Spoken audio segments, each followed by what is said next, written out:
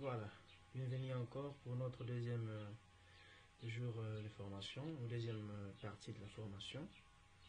Aujourd'hui, nous allons maintenant aller utiliser l'image que nous avons préparée pour notre diapositive. Alors, nous sommes là. L'image en soi, elle est là.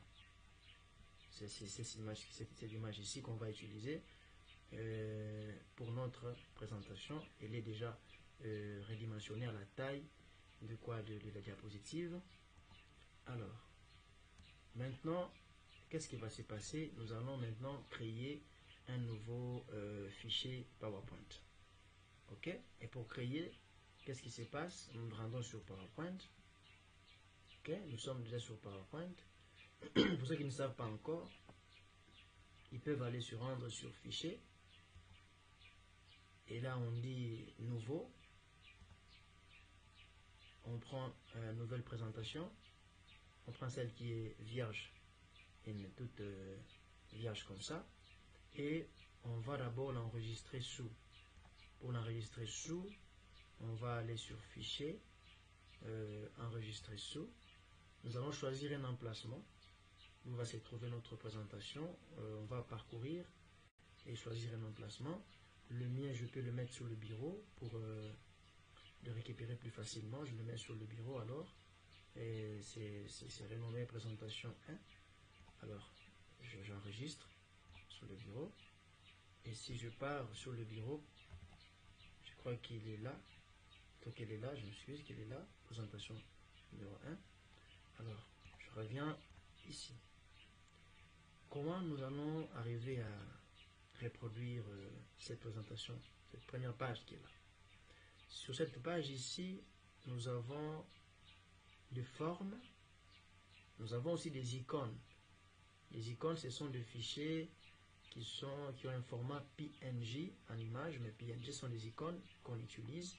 Donc, si vous voulez faire un modèle qui est approprié à vous, vous devez aussi savoir certaines icônes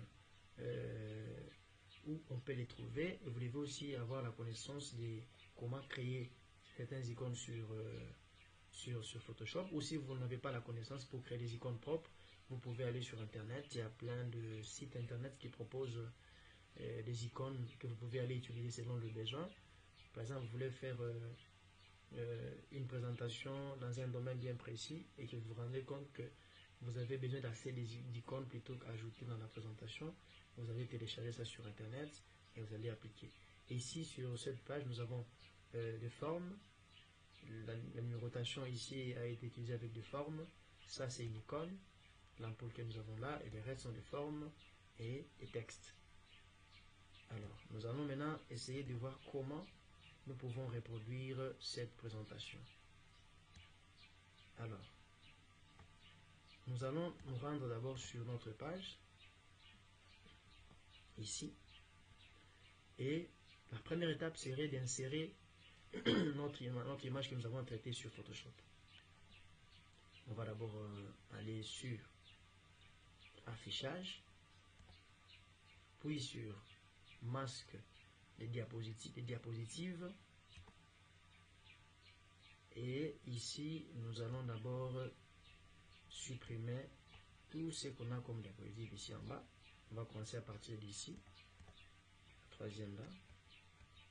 Je supprime d'abord tout, ça n'a pas vraiment d'importance. Alors, ici, faites attention. Si vous voulez insérer une image, vous devez vous retrouver sur la première diapositive ici, celle qui est là. Et cette première diapositive, toute modification que vous allez apporter ici va se reproduire sur toutes les autres diapositives. Donc, pour dire que si vous ajoutez un élément ici, cet élément va aller se répéter plutôt plusieurs fois sur toutes les diapositives. C'est comme ça que ça fonctionne. Donc, vous ne pouvez pas mettre quelque chose ici et ne pas le voir sur chaque diapositive. Donc, si vous mettez un élément ici, rassurez-vous qu'il va apparaître sur toutes les autres diapositives. Alors, c'est comme une banque des informations. On va enlever d'abord les bas de page. Soit on va les laisser. Voilà, il y a déjà des bas de page qui sont auprès de fini et la date qui est à côté. Alors, ici, qu'est-ce qui va se passer? Nous allons aller récupérer. On va aller récupérer notre image. Comment on va l'amener jusqu'ici? Pour l'amener jusqu'ici, voilà ce qu'on va faire.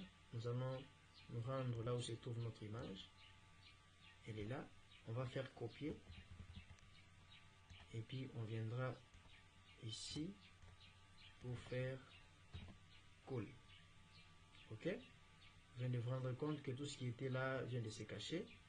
Alors nous allons essayer d'enlever carrément ce qu'il y a ici derrière. On va enlever ça. On va enlever ça. Voilà, on va rester sans rien.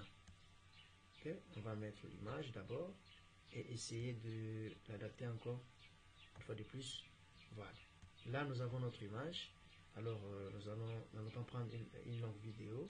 À la prochaine, nous allons voir maintenant comment nous pouvons ajouter des éléments dessus.